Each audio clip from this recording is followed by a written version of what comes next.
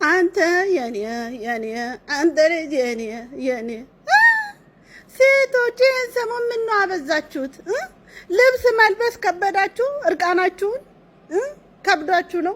ታዲያ እንደፊቱ ዋና የምትሄዱ መስላችሁ ለምን አትወጡም?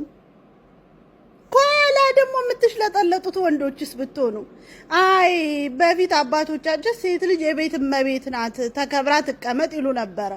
ዘንድሮ አይ ሴቷ አባወራ ናት ሰርታ የምታስተዳድረና ስለዚህ እኛ እንደ ጅራት ከኋላ እንከተላታለን የምትሉ ወንዶች ምን ነው በዛችሁሳ?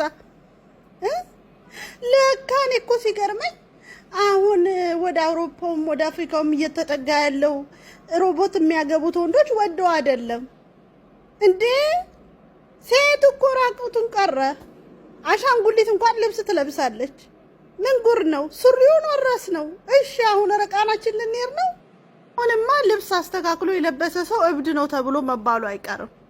ድሮ እና አያቶቻችን ቀሚስ እንኳን ለብሰው ውስጥ ልብስ ካለበሱ ልብስ የለበሱ አይመስላቸውም ነበር። የኛ ጊዜ መጥቶ ደግሞ ሱሪ መጣና ሱሪ ለበስን። አሁን ደግሞ የመጣው ትውልድ ደግሞ ሱሪው አይበቃኝም ራቁቴን ግልብ እያደረኩት ጉጭ እያደረጉት ልሂድ፣ ወንዱ ትዳሪጣ ዝሙት ይስፋፋ ብላችሁ ቆርጣችሁ የተነሳችሁ ስግብግብ መናጢ መላጣቅ ጥፍር ቀጣይ ቂጥ ቀጣይ ሴቶች ፈጣሪ ከምደገጽ ያጥፋችሁ እንዴ! ቁምጣም እኮ ስነ ስርዓት አለው። ሄደ በጣም ሄደ። ከዚህ ዘመን ጋር እንኳን በዚህ ድህነት አንኗኗርም። ሂዱ እርቃናችሁ። ለምን ትገዛላችሁ? ፓንትስቱስ መያዛች ሲቅርባችሁ ሂዱ ራቁታችሁ። የድሮ እናቶች አንቺ ልጅ ከቀሚስሽ ውስጥ ልብስ አለበሽም እንዴ? እናቴ አልወድም በይ በደህና ፍልጥ እንዳላንጎራደድሽ በይ ልበሽ ቶሎ በይ። እዛ እማዬ ልጫወት ልሄድ ነው። የት? በይ እዛ ወንድ ብቻ ነው ድርስ እንዳትይ ቤትሽ ቁጭ ብለሽ ተጫወቺ እንዴ።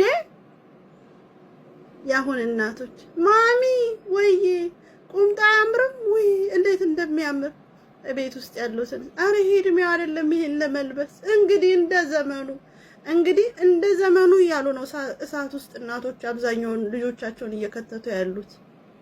ጥፍሩ የሚተከልበት ሰዓት አይደለም፣ ጸጉሩ የሚተከልበት ሰዓት አይደለም፣ ቂጡ የሚተከልበት ሰዓት አይደለም። ህፃን ናቸው ገና።